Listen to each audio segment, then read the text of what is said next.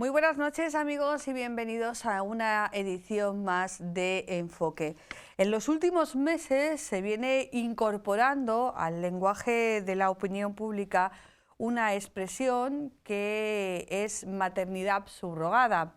A veces, entre comas, para aclarar el término, se habla de vientres de alquiler. ¿Pero qué es lo que hay detrás de todo esto? La maternidad subrogada es una realidad en diferentes países de nuestro entorno. Aquí tenemos hijos que han llegado al mundo gracias a esta posibilidad, la maternidad subrogada, pero ciertamente no hay un marco ni jurídico ni legal en nuestro país sobre este asunto. Hoy, sobre este debate abierto en la sociedad, queremos hablar en Enfoque, pero primero lo que vamos a hacer es ver nuestro vídeo. El pasado mes de mayo, el Comité de Bioética de España presentó un informe sobre los aspectos éticos y jurídicos de la denominada maternidad subrogada, término que viene a sustituir a otros utilizados anteriormente como vientres de alquiler. Con la presentación del informe se toma la iniciativa en un tema que el grupo político de Ciudadanos llevaba en su programa electoral y para el que prepara un anteproyecto de ley. En el programa electoral este grupo político planteaba la necesidad de regular a través de un contrato de gestación esta práctica. Incluso planteaba contemplar la compensación económica para que la madre gestante tuviera adecuadas garantías y se atendieran los derechos del niño. Ninguno de los otros partidos se atrevió a plantear abiertamente el tema y tengan por seguro los lectores que en las próximas elecciones será uno de los temas estrella. Esta iniciativa del Comité de Bioética ha dejado con el pie cambiado a muchos de los actos políticos de nuestra sociedad y ha supuesto una piedra de toque para toda la sociedad española en su conjunto, pues ha sido notorio el debate social y mediático abierto en este sentido, que, y es quizá lo más novedoso del asunto, no se ha alineado en ideas políticas, cuestiones religiosas o posicionamientos morales. Con la irrupción del tema en la agenda política, el Comité no ha pretendido tomar parte en el debate legislativo o avalar las posiciones partidistas de los grupos parlamentarios. Ha pretendido abordar un tema cultural importante, zarandear la agenda política y despertar a la opinión pública. Una opinión pública que se ha enriquecido con artículos en prensa de singular connotación, como la columna aparecida en El País y escrita por Luz Sánchez Mellado, en la que bajo el título Mujeres, hornos, se destacaba que un vientre de alquiler, una gestación subrogada, según el eufemismo que prefieren quienes las usan, una mujer horno, sin paños calientes, una incubadora humana, que voluntariamente y a cambio de una compensación económica o de un deseo de ayudar al otro, en el mejor y menos creíble de los casos, llevará 9 meses en su seno a una futura persona carne de su carne, aunque no sea genes de sus genes, para luego entregarla a sus legítimos progenitores. No sé, se me hace bola. Cierto que la ciencia no resuelve todas las infertilidades, que la adopción es una carrera de obstáculos, que quien puede pagarlo lo hace fuera y que es iluso ponerle puertas al globo.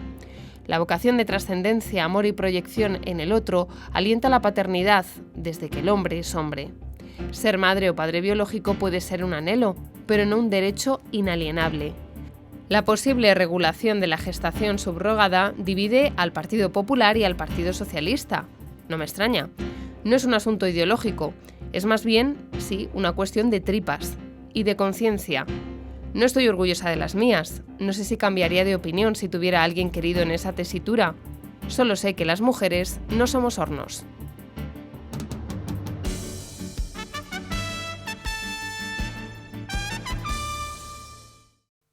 Bueno, pues hemos visto nuestro vídeo y lo primero que tenemos que hacer ahora es presentar a nuestros invitados. A todos ellos de antemano les agradecemos su presencia aquí en la casa. Doctor Raúl Canaval, buenas noches.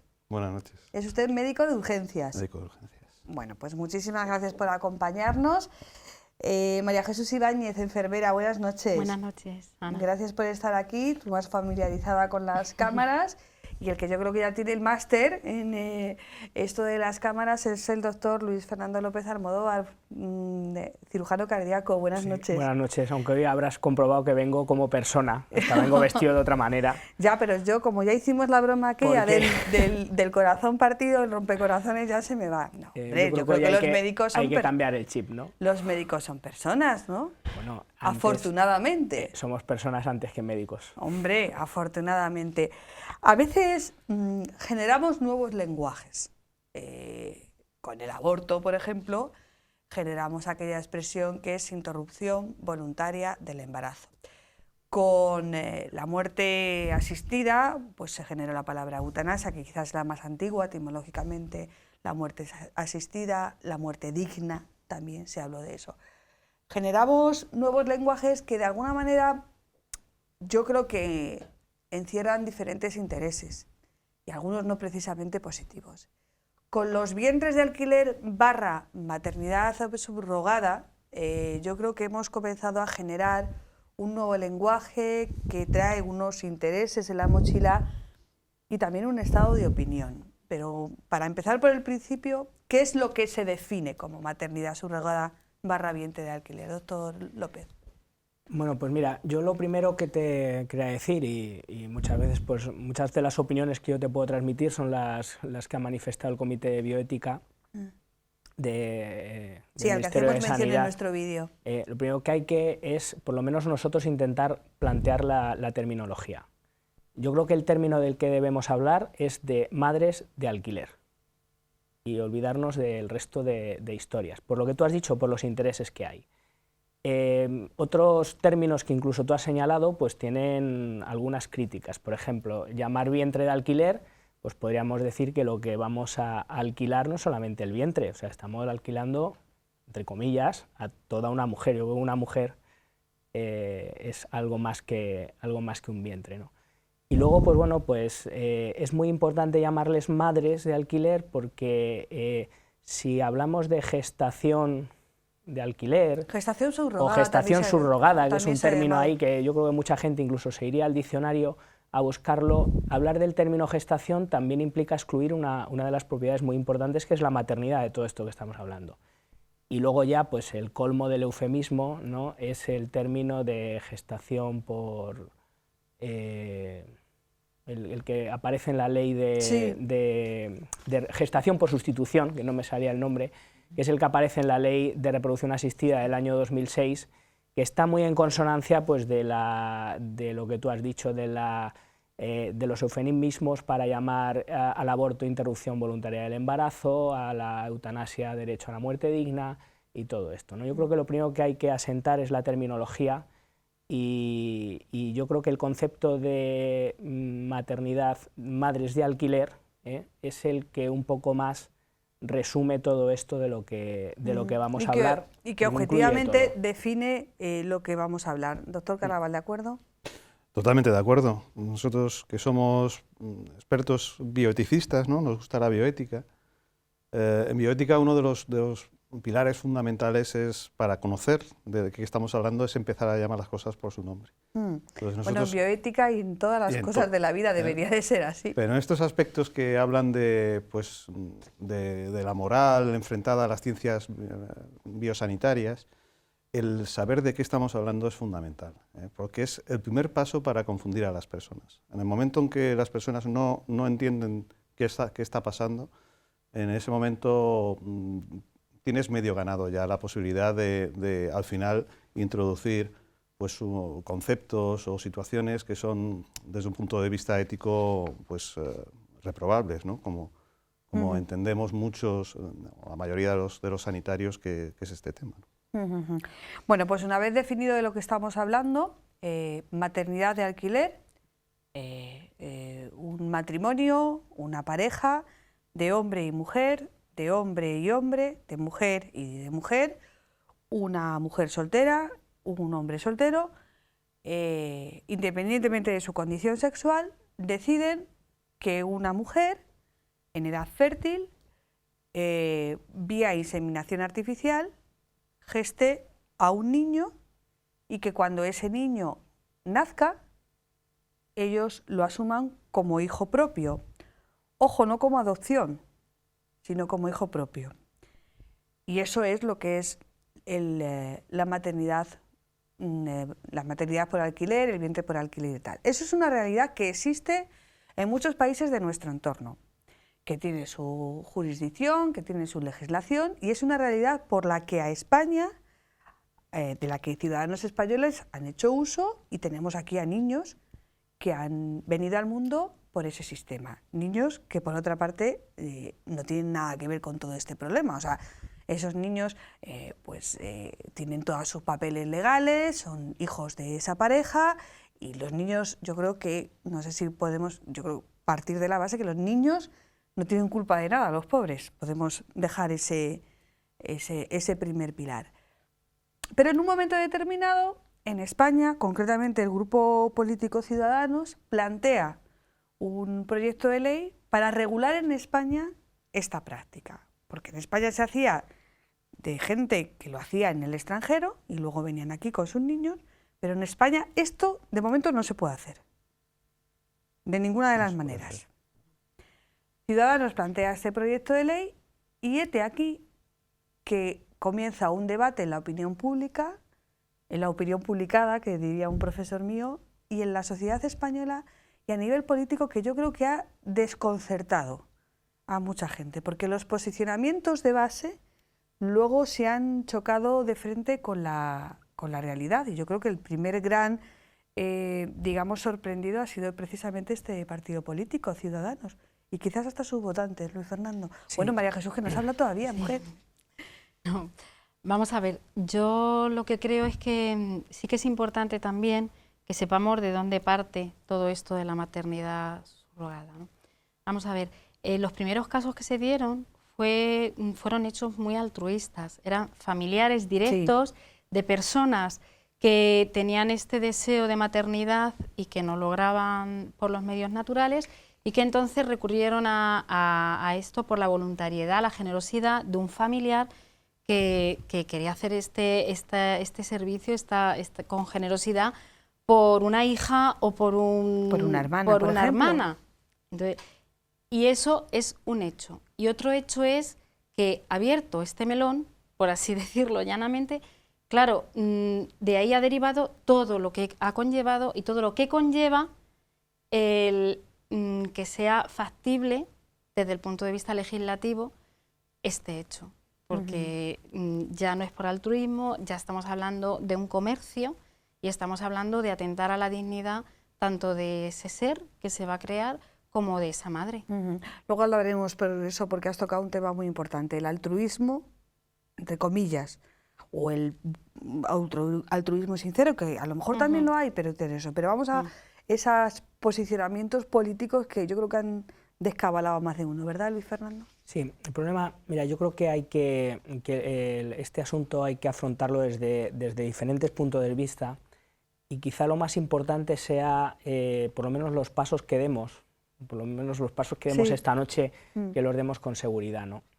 Lo primero que hay que decir es que es la primera vez en la historia de la humanidad que realmente se está separando lo que es la madre gestante de los padres legales. Y me explico, porque vas a decir, hombre, en la adopción existe, sí, pero hay una diferencia, y es que en la adopción no hay ningún contrato previo, como aquí vamos a poder, me imagino, discutir en los minutos siguientes, ¿no? Eso es un hecho muy importante. Luego tipos se pueden dar dentro del proceso, pues, todos los que tú quieras, desde si son altruistas, de si son técnicas remuneradas, de si es la madre y el hijo. Desde el punto de vista genético, pues bueno, hay hasta 6 combinaciones, porque en el caso de la dotación materna, pues puede ser de la madre de alquiler, puede ser de la donación de la madre ulterior legal, si es que la hay, o si es que la va a haber, quiero decir de la madre porque puede ser también una pareja de homosexuales, o puede ser de un donante. O sea, hay tres porciones, tres partes de la dotación genética femenina. En el caso de la masculina, pues eso, o de uno de los ulteriores padres, o también de un donante. Pues 3 y 2, pues 3 por 2, 6. Tienes 6 posibilidades de dotación genética diferente en esos hijos, ¿no? Yo creo que es un problema complejo desde el punto de vista bioético. Hay que analizar paso por paso, y yo creo que el abrir el melón, como se decía, pues ha ocasionado más que un abrir el melón, una explosión realmente. Donde se ha visto que este problema es mucho más complejo de lo que parece. Y que no requiere no lleva añadido, yo creo que es un problema, un posicionamiento ni ideológico, político, ni religioso siquiera.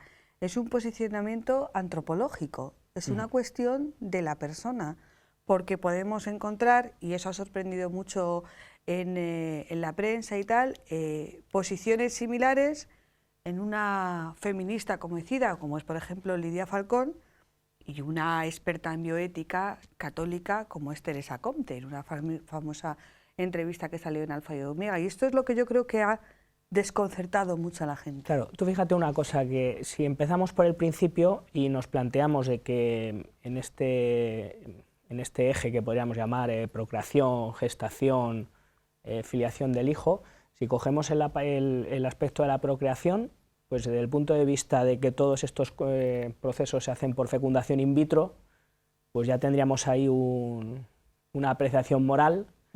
Y yo, por lo que a mí me respecta, pues ya daría el programa por terminado, ya no seguiría hablando de más, ¿no? Pero si queremos pues obviar ese tema, y a ver si se me entiende, obviarlo, a mí me parece importantísimo la orientación ética y la orientación moral que tiene que todo esto se haga por fecundación in vitro. Pero es un poquito lo que tú antes decías, o sea, en los últimos años hemos pasado por distintos problemas que se han planteado. Uno fue el aborto, otro fue la eutanasia, la manipulación con embriones. Entonces, yo creo que socialmente la mayoría de la población, unos se han opuesto a estas técnicas o a estas orientaciones que se estaban dando, y la mayoría de la gente se ha puesto de lado, en el sentido de decir, bueno, pues esto no es bueno en sí mismo, pues ¿por qué vamos a oponernos, ¿no? Pero realmente lo que yo creo que debemos discutir es lo que decías, la orientación antropológica, es decir, ¿estamos dispuestos a romper ese eje gestación, filiación que lleva desde el principio de la existencia del hombre, y por supuesto mucho antes de cualquier posicionamiento religioso? Eso es realmente, desde mi punto de vista, donde aquí hay que ahondar. Doctor Carnaval. Sí, desde luego. Esos temas hay mucho que profundizar, ¿no? Porque realmente no se termina de entender que hay tres actores vulnerables en todo este proceso. Más allá de unos padres que noblemente quieren tener un hijo, y eso es loable. Pero ese supuesto derecho, que no es derecho a tener un hijo, porque nadie tiene derecho a tener un hijo, es un don que te viene. Se tiene derecho a vivir. En efecto. Decía que hay tres elementos que son tremendamente vulnerables, que son una madre que recurre económicamente a gestar un hijo que luego va a renunciar a su filiación, y ahí podemos entrar en multitud pero vamos, ya podemos entender que la mayoría de las madres no están en una gran situación económica y muchas veces pues proceden de zonas del mundo tremendamente deprimidas, o sea que hay una relación asimétrica tremenda, y que lo que lleva es a la mercantilización de la mujer, y la denigración de la dignidad de la mujer. Luego está el niño, que el niño desde el vientre pues le es arrebatada su lazo natural con la persona que él ha tenido en el vientre, ¿no?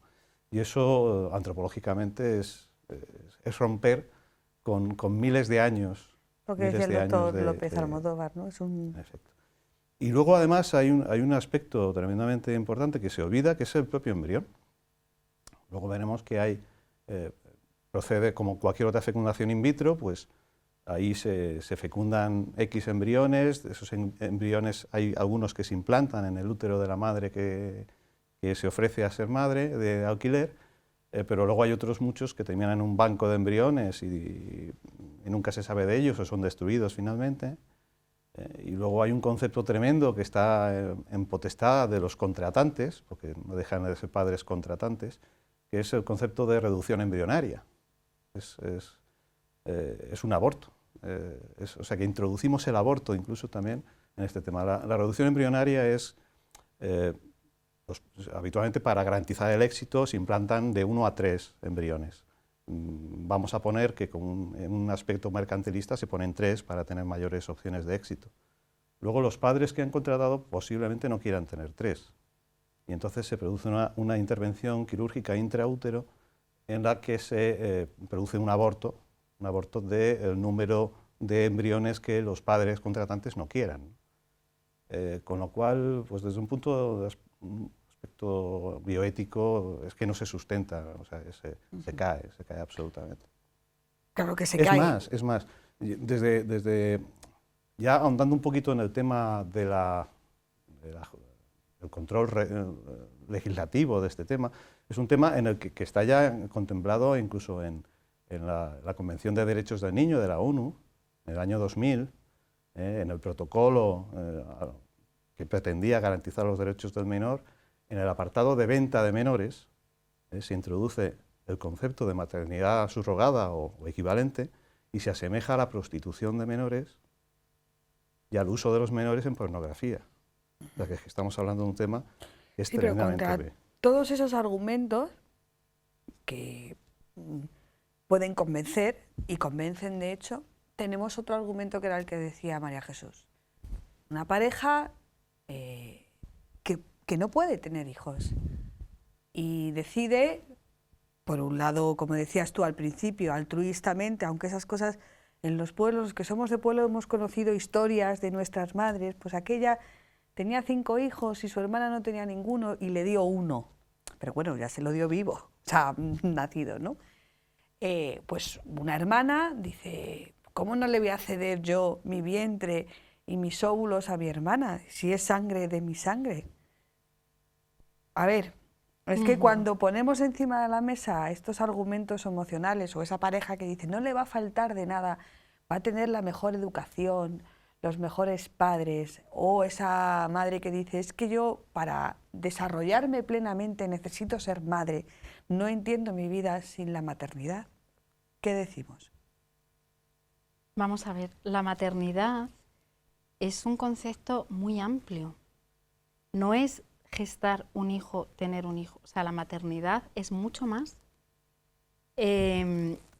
Yo conozco parejas que tienen niños en adopción y que son padres perfectamente realizados sin haber gestado a un hijo, pero porque la maternidad tiene una dimensión espiritual y psicológica muy amplia, no solamente la dimensión física.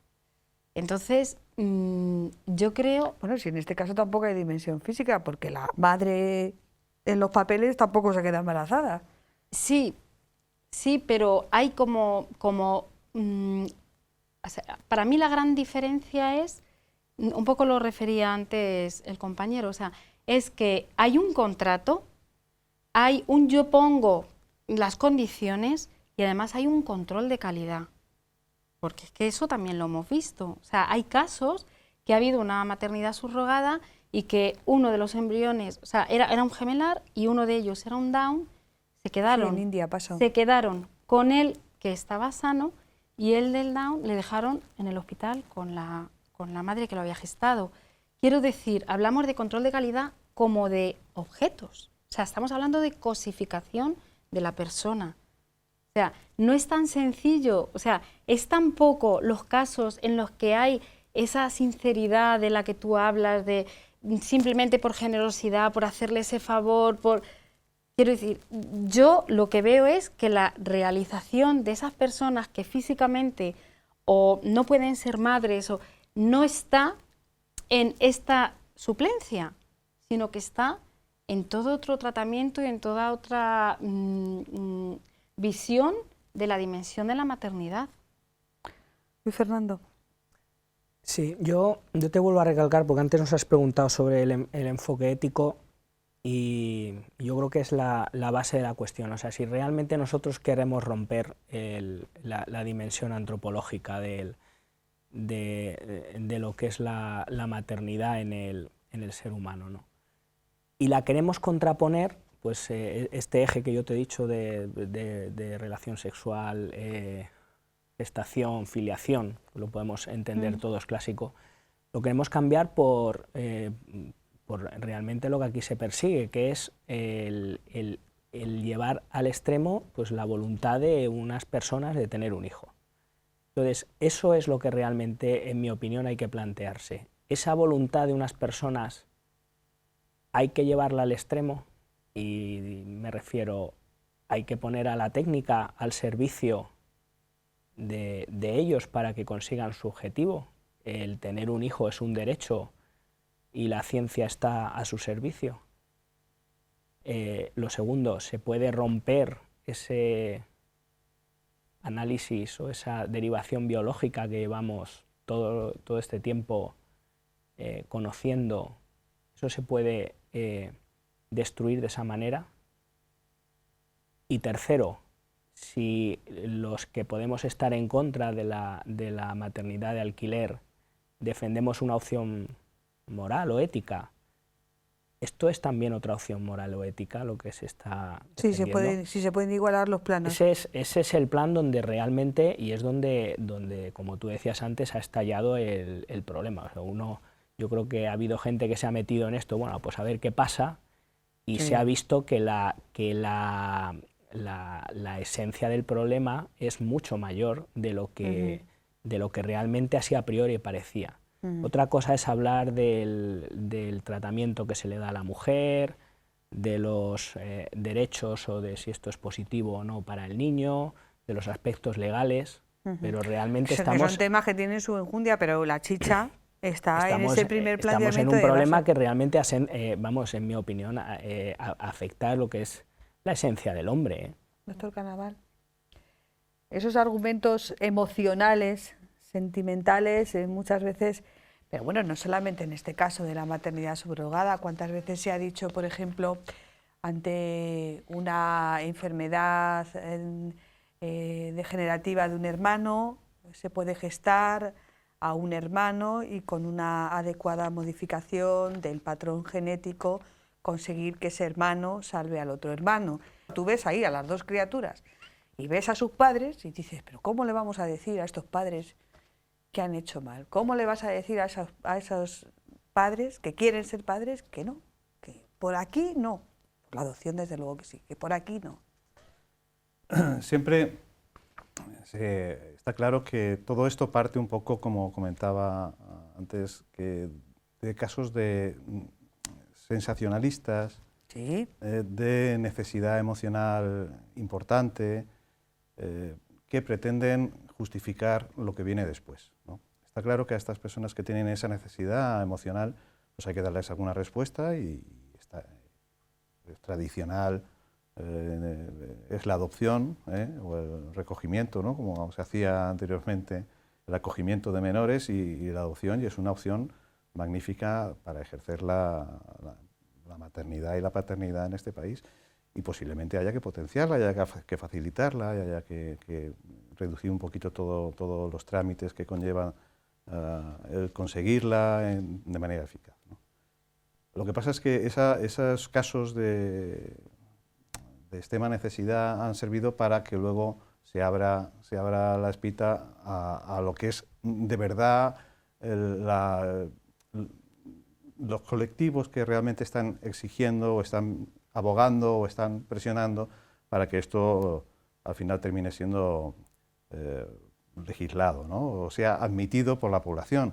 Y estamos hablando de deseos de maternidad que entran un poco en el ámbito del egoísmo personal, ¿no? Estamos hablando de familias monoparentales que lo que pasa es que no desean tener pareja, pero quieren ser padres, o estamos hablando de personas que no desean tener embarazos porque físicamente no se lo quieren o no se lo pueden permitir por cuestiones laborales, o no quieren simplemente porque no quieren pasar por esa fase de 9 meses de estar ganando 15 kilos y demás, o estamos hablando de otra serie de objetivos que se escapan un poquito a lo que pretenden vender, y es un poco lo que está calando en la sociedad. Pero alternativas hay, y esas alternativas son éticamente y totalmente aprobables, incluso apoyables, ¿no? Y hay que facilitarlas. También es verdad que cuando hablaba de ese sensacionalismo, determinados referentes del mundo, pues de la música, del mundo del cine, incluso también de la política o del mundo de la cultura, bueno, pues han optado por esta opción, y quieres que no, bueno, pues su imagen amparando este tipo de prácticas, pues de alguna manera amplifica esa función. Y eso también, hombre, cuando se ve la realidad con unos ojos críticos, pues puedes buscar más allá, pero cuando o estás muy ajetreado o simplemente no quieres buscarte problemas, como antes decía Luis Fernando, que ante otros debates bioéticos yo creo que la sociedad ha estado más de perfil, pues dices, pues total, pues que lo hagan y tal. Yo creo que aquí, yo creo que los primeros sorprendidos ha sido la sociedad, porque yo no me esperaba que hubiera esa... No se han convocado manifestaciones, pero bueno, no hace falta convocar manifestaciones para percibir que es un tema que escuece, ¿eh? Yo creo que en eso hemos sido... Y es un síntoma de madurez. Hay que decir algo bueno, ¿no? Sí, el problema además yo creo que es que, como te decía antes, yo creo que trasciende ya a ideologías, claro, porque hay mucha gente que se ha chocado. A opciones políticas. O sea, esto ya está a otro nivel porque... Sí, pero por ejemplo con el aborto y con la eutanasia parece que los posicionamientos ideológicos políticos coincidían más con los posicionamientos religiosos. O bueno, tampoco por unanimidad, pero bueno. Claro, pero aquí, por ejemplo, tienes un aspecto que es muy analizable, que es la posición de la mujer que realmente lleva a cabo la gestación. Y eso hace que determinados colectivos, por definición, pues no puedan admitirlo. Está muy bien hablar de la gratuidad y de los vientres de alquiler gratuitos, que generalmente es cuando hay una relación familiar entre las personas implicadas. O en el caso este de que pues a lo mejor la abuela, digamos, pues sí, también los hemos tenido. Gesta el nieto. Hijo, el que va a ser su nieto, que realmente es hijo de su hija, ¿no? En esos casos sí hay un vínculo gratuito, ¿no?, entre las personas que intervienen. Pero en la mayoría de los casos, porque hay que decir que esto en España está prohibido, tanto está prohibido, los contratos son ilegales, como la práctica de la maternidad de alquiler está prohibida en España. Esto se hace en el extranjero y se está haciendo pues en países con un grado de desarrollo muy pobre. Por ejemplo, el país más paradigmático en este asunto ha sido la India, que ya ha puesto freno a estas prácticas. Sí, la India también. Podemos hablar de Rusia, de Ucrania, y bueno, podemos hablar de Estados Unidos. Estados Unidos es un país desarrollado, pero es probablemente el país del mundo desarrollado donde más desigualdades hay entre sus clases sociales, ¿no?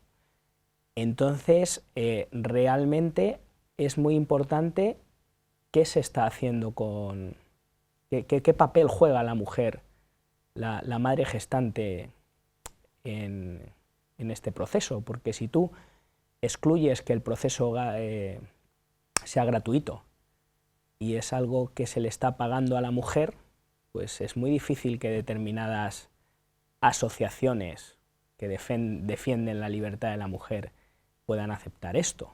Sí, así ha pasado y así se ha visto en prensa. Otra cosa importante, ¿qué grado de instrumentalización hay de estas mujeres que se brindan a este proceso y que lo hacen por dinero?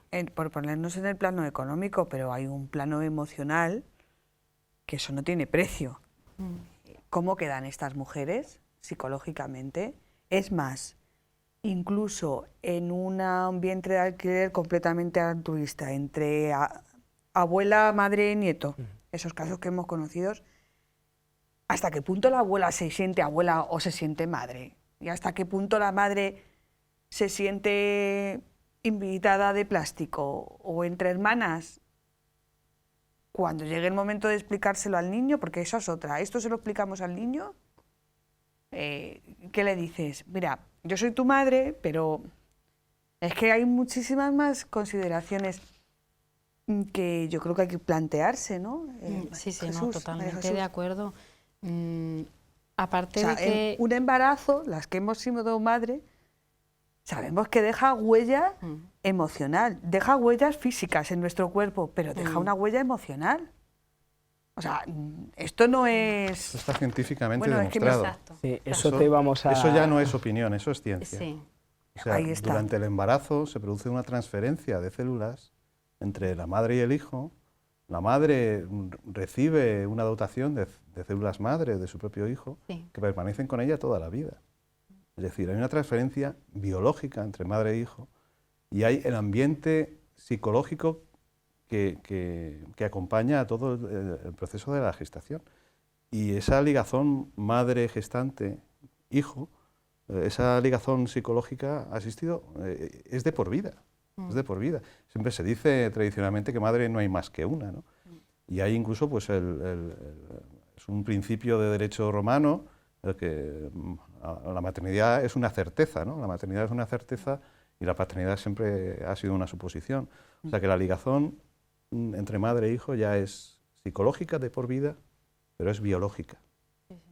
Y eso está demostrado. Y esos vínculos afectivos, sin duda alguna, existen y permanecen, como tú bien has dicho antes, y de ahí que los abortos involuntarios son muy difíciles de superar. O sea, para la madre Los voluntarios supone, también. bueno, Sí. también, pero digamos que los voluntarios ha habido una decisión de la madre. Sí, pero que luego pero tiene un luego tienen síndrome. sus secuelas y Sí. efectivamente, pero Un involuntario, también bueno.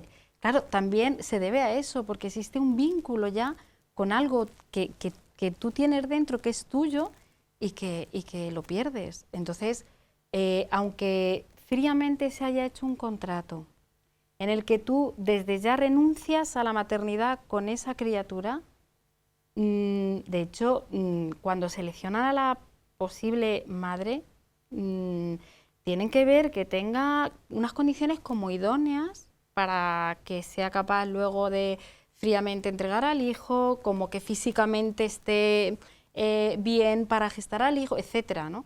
Entonces, claro, todo eso tiene muchísimos matices éticos por esta ruptura que se va a producir y luego el derecho de esa criatura al día de mañana saber quién son realmente sus padres.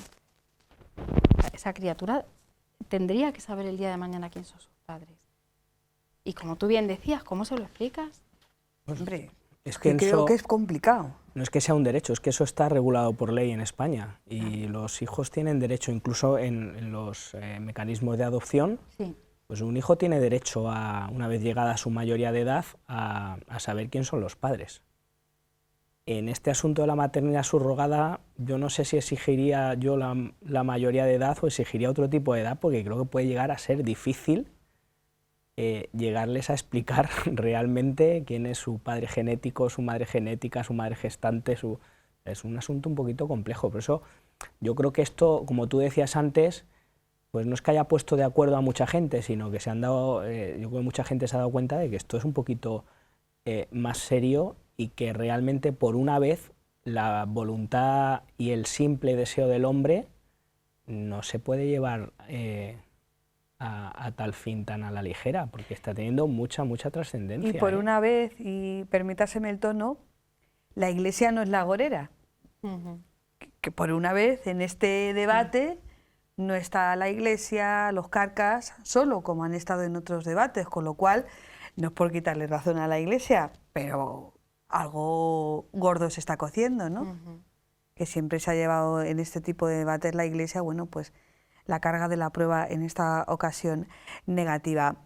Existen unos vínculos, por tanto, emocionales entre la madre gestante y el niño. O sea, parir no significa que con los puntos de la episiotomía cerramos capítulo y seguimos para adelante.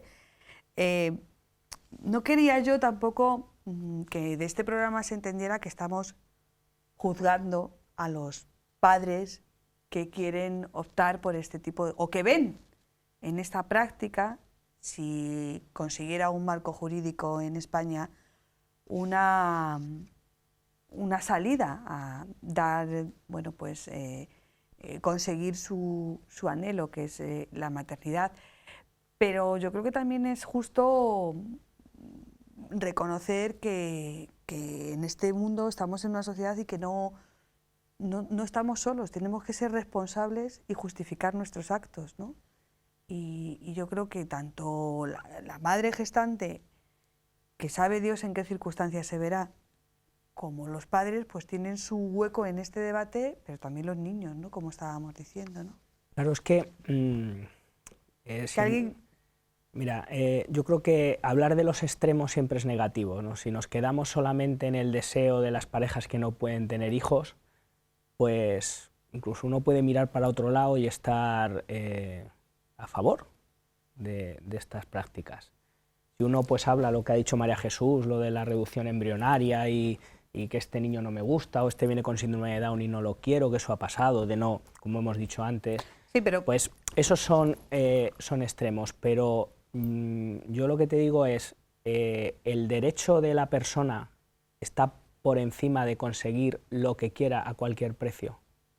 claro, porque Es que ese es al final el paso que se puede dar es muy definitivo. complicado. Hace algunos años, en los años 30, en Europa, en nuestra Europa vieja, se hablaba de la selección de la raza.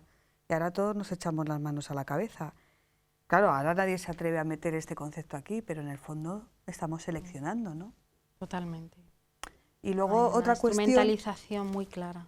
Y la otra cuestión que se me quería, cuando hablábamos de esto, de que todos tenemos nuestra responsabilidad y nuestra justificación, tampoco significa que todas aquellas personas que son padres, por el hecho de ser padres, sean excelentes personas y sean excelentes padres. También hay niños que nacen con síndrome de Down que son dados en adopción porque sus padres no se hacen responsables. O sea que, como tú bien decías, los extremos no, y intentar tener en cuenta todas... parir no significa que seas la mejor madre del mundo. Lo serás o no lo serás, ¿no, doctor Canaval? Y de hecho, hombre, sí es importante incidir en lo que comentabas, a los padres o las personas que tienen este anhelo noble de tener hijos, no se les puede criminalizar, ni se les puede... No, en efecto, ellos simplemente lo ven como una salida. Además, una salida... normalmente se ponen en contacto con una agencia. De hecho, en Madrid iba a haber una feria, que yo cuando lo leí... Hay ferias, y uno entra en feria internet... para contratar ese tipo de servicios, o sea que ahí sí que hay un mercado, vamos. Y varios paquetes. Según el presupuesto, puedes optar a varios claro, paquetes. Que yo me imagino que tú estás en este anhelo, ves ahí la puerta donde te lo pueden solucionar. Además, me imagino que te lo venden todo de color de rosa, pues como cuando te vas a comprar un coche. Y entonces... Por eso son importantes programas como este, en el que no venimos tampoco a criminalizar a nadie, no, simplemente no a exponer, justo. en efecto, a exponer, como lo decías, a exponer un poco lo que supone, para que las personas que posiblemente pues están escuchando y se están planteando esto como una opción, pues que sepan un poco qué es lo que van a tener, qué es lo que es, y que vean un poco si merece la pena los pros y los contras, y pues todos los condicionantes que hemos hablado, pues tanto a nivel de embriones como de niño, como de la propia madre, que queda un poco, es mercantilizar un poco a las mujeres, ¿no? María Jesús, estamos casi terminando. Como decía el doctor López Almodóvar, en el minuto 42, el minuto terrible. Sí, un último consejo, yo creo que sí que me gustaría que dieras a los padres. Pues, a los padres que están en esa situación. Pues, precisamente me toca a mí. Nosotros tuvimos mucha dificultad para ser padres, muchísima. Y bueno, al final, pues, Dios nos regaló 3 hijos. Pero nosotros nos vimos en el brete de tomar decisiones, ¿no? Y es verdad que es un momento muy difícil, muy duro en la vida de una pareja, pero también es verdad que lo que decía antes, que no se centren en la maternidad por sí misma, que piensen que la maternidad significa muchas cosas y que tiene una dimensión psicológica y espiritual muy grande, y que uno puede ser madre de muchas maneras y puede ser madre adoptando perfectamente y sentirse realizado toda la vida y sin ningún resquemor en ningún momento, ¿no? Y que a veces hay decisiones que uno puede tomar en la vida que se puede arrepentir, quizá no en el momento, pero después más tarde sí, ¿no? Y sobre todo que piense de verdad en el beneficio de ese menor. No sé cuánto de bueno es romper este vínculo con la madre gestante y qué repercusiones pueda tener después en su vida, ¿no?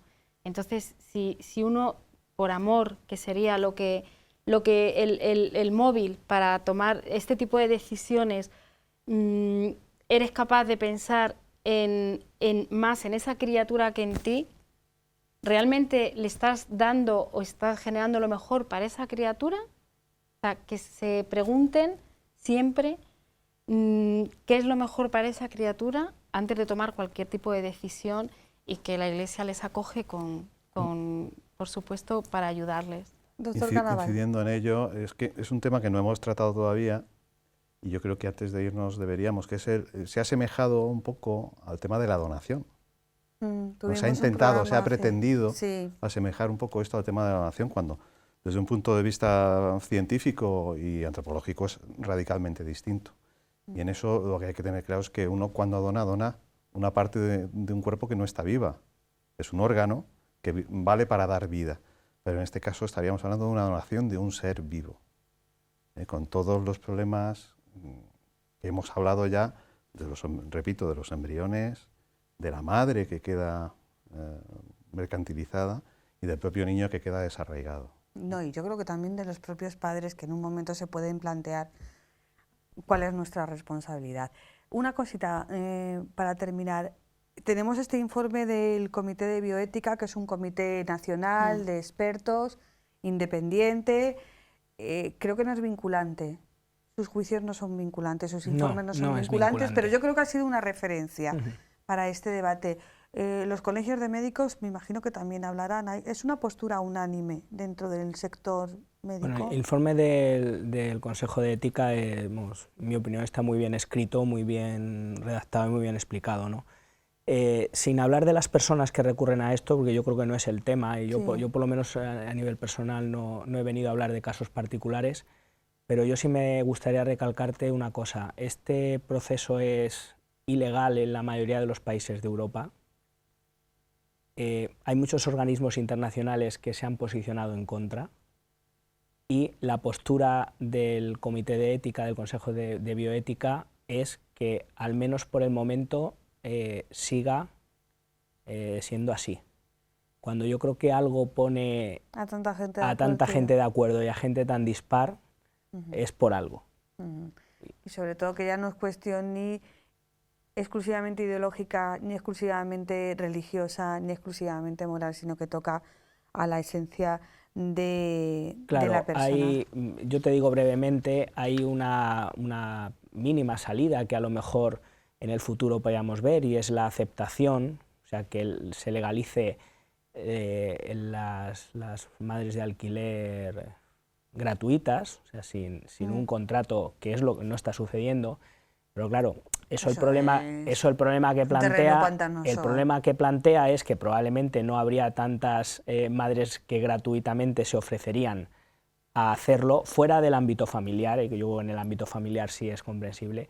Y segundo, que mientras que esto sea legal en países que ya hemos hablado, pues la gente de Europa pues se iría a esos países. Pero la esencia del problema es la misma. Sin contar con una cosa, y es la filiación legal que esos niños que son gestados en otros países tienen al venir a España, que eso es un asunto que es complejo y que se le están dando muchas vueltas para ver cómo se hace, porque en España el hijo es de la madre que lo ha parido, por ley.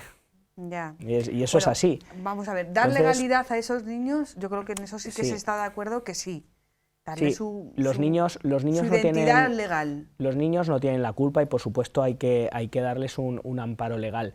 Pero también hay algunas posiciones que están defendiendo que no se puede ser tan fácil el que uno se presenta aquí a España y, digamos, a las primeras de cambio, pues el Estado español acepte la inscripción de esos niños en el registro civil. De hecho, hay sentencias del Tribunal Supremo en contra de esto. Que no es lo mismo aceptarlos, inscribirlos como hijos, a inscribirlos como hijos adoptados, efectivamente, todo a favor del niño, eso siempre, pero no que se utilice al niño para que los padres consigan algo que legalmente no está admitido. El asunto, como me imagino que habrás visto, es muy complejo. Nos pasa como en muchos programas, que intentamos abrir una puerta, pero al final se nos abren muchas ventanas. Pero bueno, lo que pretendemos es que entre que abrimos esa puerta y se nos han abierto todas esas ventanas, aclarar por lo menos alguno, o incitar también a la conversación, al debate, a la reflexión, a decir, oye, pues a lo mejor hay algo más de esto, tal y cual, más allá de lo que se pueda seguir por prensa. Muchísimas gracias a los tres por haber compartido este tiempo de televisión con nosotros y nosotros volvemos la semana que viene con más enfoque. Buenas noches.